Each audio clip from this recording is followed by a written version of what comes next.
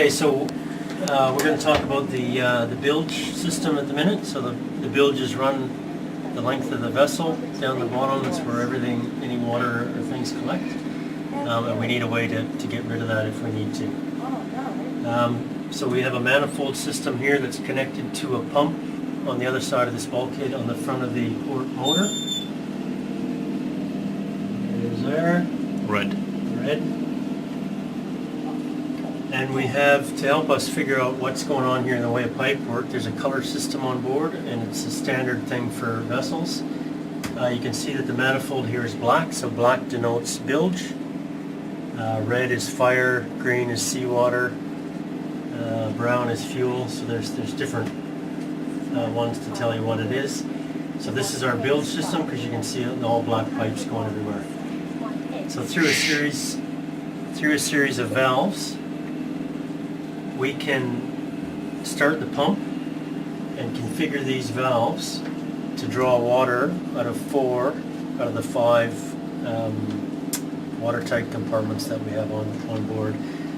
And that would be if we had a breach in the hull or something, water's coming in, we can open up 1 or more of those valves and with the pump on, pump water over the side to keep the water level to a manageable depth. So what would we change to start sucking out? Okay, so what we do, the first thing is we would put this that handle to there, and there's a sign up here that tells you what it is. So that's the fire main, because it draws through a seacock in the hull here, and that would be if we were trying to draw seawater up to fight a fire. If we were trying to pump out the bilges, we would have it on the suction side. That, and then as I said, we'd open up 1 or more of those depending on where we were trying to get rid of the water, and it would draw water from one of these pipes through the manifold, through the pump, and out on the back deck there, and we could just let it run onto the deck, and the water would go out through the scuppers. And there can be an issue with this lever? This lever has caught us out before because it can actually change positions without the position of the valve, changing the position of the valve. So as a general rule, any valve that is 90 degrees to the pipe that it's in, that's the off position. When it's in line with the pipe, that is the on position.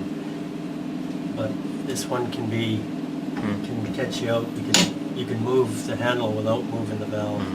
So it's important that people know that. So if it's not working the way you think it should be working, that's something to check, because that valve could be in the wrong position. It's possible to use a system to prime it as well, right? You can prime, yeah. So if you're having trouble drawing water out of the bilges because these pipes are all full of air at the moment, you can put it on the fire main side, open that, get water flowing through, shut off the pump, change your valves around again, and that'll prime the system, and then you can pump water there. And to turn on the pump? Turn on the pump, there's a switch on the side of the 12-volt panel there, and it says pump clutch switch. You turn that into the on position, and that engages the electric clutch on the pump. You can hear the pump engage and start running, and then there's an orange light here that flashes to show you that switch is in the on position and the pump is engaged. And you want to switch the pump off if you got to change any of these valves, same as your swimming pool pump. You shouldn't change the valve while the pump is on. So you turn it off, reconfigure your valve handles the way you want them, turn the pump back on. The end.